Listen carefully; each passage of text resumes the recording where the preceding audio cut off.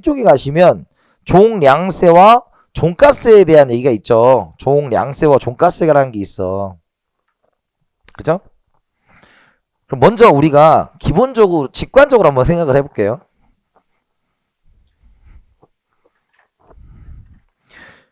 먼저 우리가 생각할 게 뭐냐면 소비자에게 조세를 부과할 때랑 생산자에게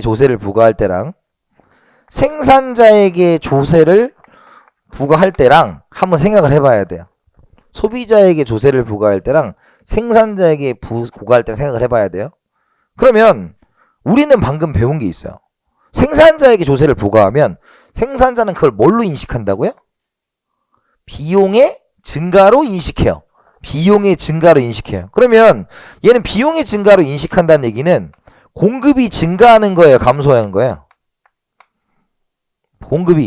비용이 증가하면 공급이 감소해야 돼요. 그죠? 그러면 공급이 감소한다는 얘기는 시장 가격은 올라간다는 얘기, 떨어진다는 얘기예요. 아니, 뭐 간단하게 생각하면 SD 있으면 공급이 감소 이렇게 가는 거잖아. 그죠? 그럼 시장 가격은 올라가는 거야, 떨어지는 거야? 올라가는 거죠. 공급자에게 조세를 부과하면 시장 가격이 올라가게 돼 있어요. 아, 물론 여기서 판 다음에 세금 떼고 공급자가 가져가는 가격은 다르겠지만 소비자는 그걸 모르니까 아, 가격이 올라갔나 봐 이렇게 생각한단 말이에요. 이해됐어요? 그런데 소비자에게 조세를 부과한다 그러면 소비자는 만약에 세금을 부과했어요. 그러면 여러분 생각해봐요. 내가 1,000원짜리 물건을 사려고 했어. 근데 이 물건을 사면 또 세금을 내가 내야 되는 거야. 그럼 내가 1,000원을 지불할 생각이 있었잖아요. 그럼 세금을 부과하면 이거를 사고 거기다 플러스 알파에서 세금을 내겠어요? 아니면 낼 돈에서 세금을 빼고 내가 사겠어요? 세금을 빼고 사겠죠. 그죠? 그러니까 얘도 비용이 증가하는데 뭘로 보는 거야? 수요가 감소하는 쪽으로 가는 거죠. 왜? 내가 이 돈에서, 낼 돈에서 세금을 빼고 살 거니까. 난 1,000원을 쓸 생각이 있었는데 세금이 없을 때 1,000원 오롯이 쓰겠지만 만약에 200원에 세금을 붙이면 나는 800원만 낼 거야. 200원은 세금 내야 돼. 아껴야 돼. 이런 얘기죠. 그게 여러분 어디 나타나냐면 제가 그 옛날에 아웃백 스테이크하우스에서 겪었던 오류예요. 그게. 예를 들어서 세금 포함 5만원이면 거기에 맞춰서 샀을 거 아니에요.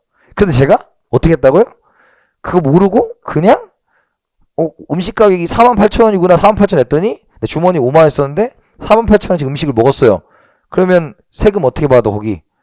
플러스 더해서 받죠. 그럼 내가 얼마가 부족했겠어요? 4,800원이 부족했겠죠. 아니 2,800원이지 5만원 썼으니까. 그래서 얘도 연인에게 빌렸다고요 제가. 그런 시절이 있는 거지 왜 이렇게 비웃어. 그죠? 어떤 거 얘기했어요? 그러니까 여러분 이게 아무것도 아닌데 그래프를 그릴 때 이 원리를 아셔야 편해요. 자, 왼쪽 봐봐요. 생산자에게 부과할 때 일단 종량세든 종가세든이 중요한 게 아니라 왜 공급이 위로 올라갔는지 됐어요? 그죠? 공급이 왼쪽으로 간 거잖아. 이게 뭐 한 거다? 공급이 감소한 거예요. 됐어요? 근데 수요는 어떻게 됐어? 세금을 부과하니까 수요가 감소했죠. 밑으로 내려왔죠. 그죠? 그래서 여러분들이 내려왔다라는 걸 보셔야 돼요. 그래서 공급자에게 부과하면 종량세는 우리가 이제 수요에 부과하거나 공급에 부과할 거 아니에요. 그래서 대부분의 시험 문제는 한 85%는 다 종량세 공급자로 나와요. 대부분이. 그러니까 여기는 뭐 어떻게 돼? S 플러스 T가 되는 거죠. 세금 더한 거지. S는 뭐예요? P로 표현된 공급 함수를 얘기하는 거예요. 아까처럼. 그죠? 그러니까 여기는 뭐 더해야 돼? 가격 더해야 돼? 수량 더해야 돼? 가격을 에다 더하는 거. 가격에다가 꼭 잊으면 안 돼요. 그거. 그죠? 그 다음에 두 번째가 D는 뭐였어? D-T 이렇게 되는 거죠. 수요 곡선의 세금만큼을 뭐 해준다? 빼준다 라는 게 첫 번째 종량세에 대한 그래프예요. 이해됐어요? 자, 그 다음에 두 번째. 자, 그런데 종가세라는 게 있어요. 종가세. 종가세는 생산자가 소비자로부터 받고자 하는 가격이라고 생각하면 되는데, 자, 거기 어디로 가냐면 페이지 347로 가세요. 자, 먼저 직관적으로 그 밑에 있는 그림부터 볼게요. 페이지 347에 있는 심층 연구에 있는 밑에 두 개 그림이 있어요. 소비자에게 부과될 때, 생산자에게 부과될 때 그 그림을 지금부터 보시는 거예요. 자, 여기 보세요. 지금 첫 번째 그래프가 이렇게 있죠. 이렇게. 여기 보면 거기가 30, 60일 때 30, 60일 때 있잖아. 근데 세금을 만약에 요 그래프에다가 만약에 종량세를 50원을 부과하면 어떻게 될까요? 종량세를 50원 부과하면 여기에다가 50도에서 80, 여기에다가 50도에서 110 한다면 그냥 평행하게 이렇게 그리면 종량세야. 그죠? 세금을 그만큼 붙였다. 그래서 평행하게 붙이면 뭐라고요? 종량세야.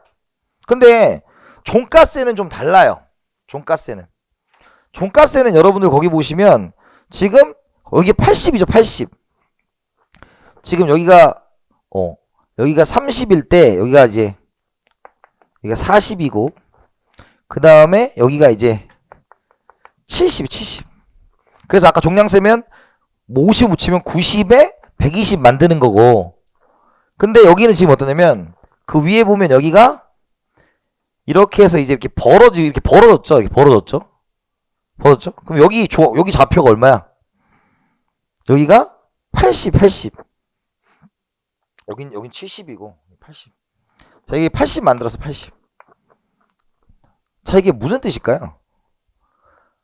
제가 지금 이걸 이렇게 설명하는 이유가 있어요. 이거는 가끔 나오는데 이 식이 이해하기 어려워요. 근데 별건 아니니까 설명하는 거예요. 예를 들어 얘가 지금 얼마를 받고 있었냐면 40원을 받고 있던 애예요. 그죠? 근데 내가 너한테 종량세를 50%를 부과할게 라는 거야. 그 말은 뭐냐면 네가 받는 값에 나는 50%를 세금을 매길 거야 이런 뜻이에요. 그러면 얘가 받고 싶은 가격은 얼마로 변함이 없어요. 40원으로 변함이 없는데 내가 판 가격의 50%를 내가 받아야 되잖아. 그러니까 얘가 얼마를 받아야 40원을 건지는 거야? 80원을 받아야 건지는 거예요. 이게 무슨 말인지 가요? 종가세. 그러니까 네가 판 가격의 퍼센테이지를 매길 거야 이런 뜻이에요. 다시 얘한테 얘기하는 거 50%니까 야, 나 너한테 얼마를 받을 거야? 여기는 지금 여기 값이 지금 아까 70원이었죠. 70원. 그쪽이 70원이잖아. 그러면 내가 너한테 세금을 매길 거야. 네 가격의 50%만큼. 그러면 나는 공급자가 얼마를 받아야 돼? 70%를 받아야 되니까 얼마를 받아야 70%가 나오는 거예요? 140원을 받아야 반을 세금으로 내고 내가 70원을 받는 거죠. 이 지불 용의를 지켜야 돼요. 그게 종가세 누구한테 붙이는 거다? 공급자에게 붙이는 거예요. 그러면 잘 생각해봐요. 가격이 세금 붙이는 것만큼 올라갔어요? 세금 붙이는 역수만큼 올라갔어요? 자, 세금은 0.5를 붙이는 거지? 그치? 그러면 세금을 붙이는 만큼 올라가서 세금 붙이는 거에 뒤집어서 올라갔어요? 아, 이 뒤집은 게 더 어려운가? 0.5는 반이지. 얘 반은 얼마야? 20이지. 얘 두 배는 얼마야? 80이지. 가격 보라고 가격. 여기 현혹되지 마. 그죠? 자꾸 이게 수량이 현혹되면 안 되고 가격이 현혹돼가지고 세금 매기는 거니까 여기에서 세금을 매기면 지금 50%를 부과하면 요거에 두 배로 올라갔잖아. 얘 역수죠. 역수. 그래서 여기다가 뭐라고 써냐면 S에다가 뭐라고 써놨어요? 거기다가 우리가 T를 P1- P를 뭘로 바꾸면 된다? 1-T분의 P로 바꾸면 돼. 이걸로 바꾸면 된다 이거야. 이걸로 바꾸면 된다. 이거요? 자, 무슨 뜻이에요? 자, 이거잖아. 여기 50%였죠? T-0.5의 P잖아요. 그럼 0.5분의 0.5죠. 0.5. 0.5P는 뭐예요? 2분의 1 P니까 넘기면 몇 배 돼야 돼? 2배 되는 거지. 그 원리라고 이건. 이게 막 이해가 안 되면 외워도 돼. 못해. 근데 충분히 이해는 시켜드렸다고 생각해요. 그죠? 왜 2배가 올라가는가? 왜 이렇게 하면 2배가 올라가는가를 설명해 드렸어요, 지금. 자, 근데 우리가 수요는 어떻게 된다, 수요는 가격이 수요 곡선이 다운돼야 되잖아. 그죠? 그러면 얘도 마이너스는 마이너스인데, 거기 보세요. 거기 보면 이제 어떻게 돼야 돼요? 이번엔 오히려 얘가 반대지.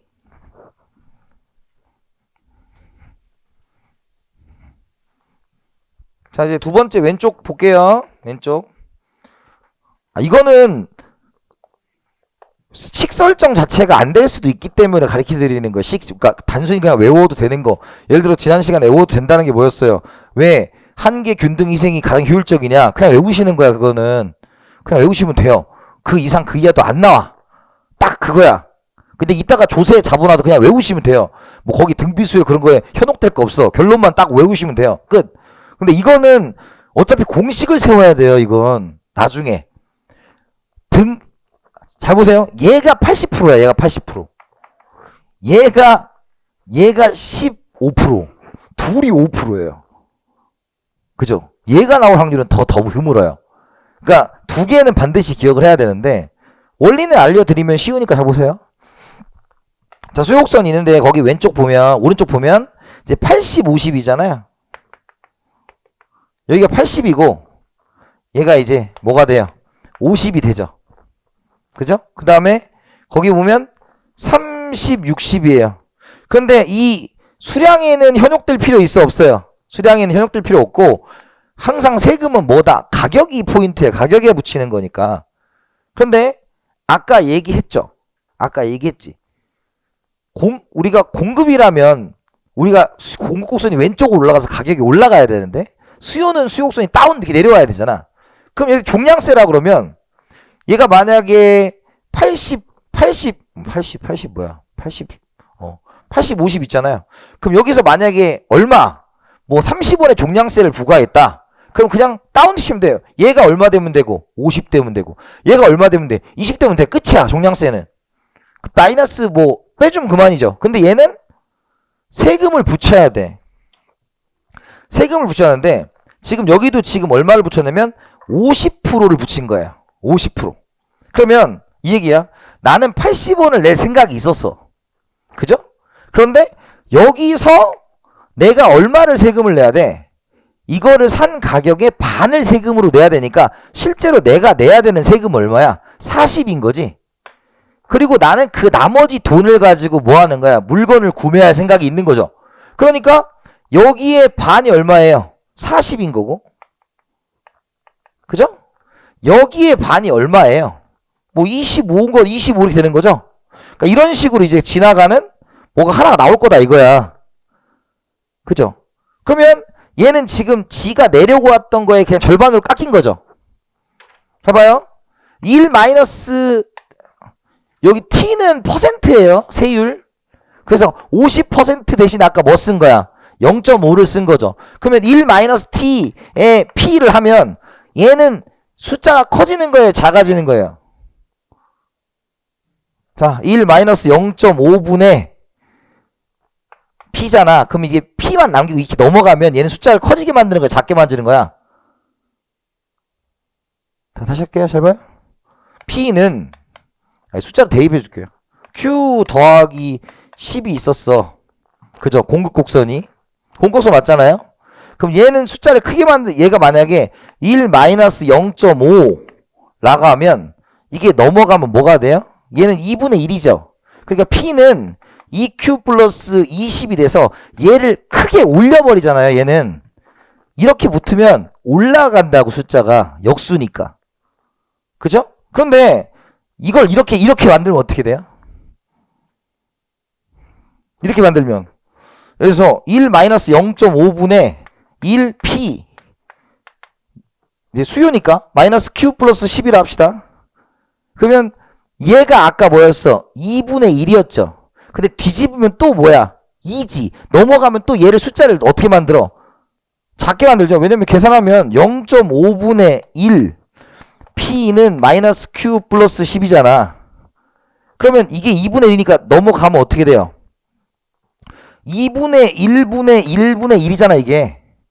그러니까 2니까 P는 마이너스 2분의 1 Q 플러스 5로 만드는 거잖아요. 숫자를 줄이잖아 이거는. 얘는 숫자를 크게 이게 P를 크게 만들고 얘는 작게 만들잖아요. 어차피 여기에 들어갈 수 있는 수는 뭐밖에 없으니까 소수밖에 없으니까. 이해가요? 그러니까 끝났어.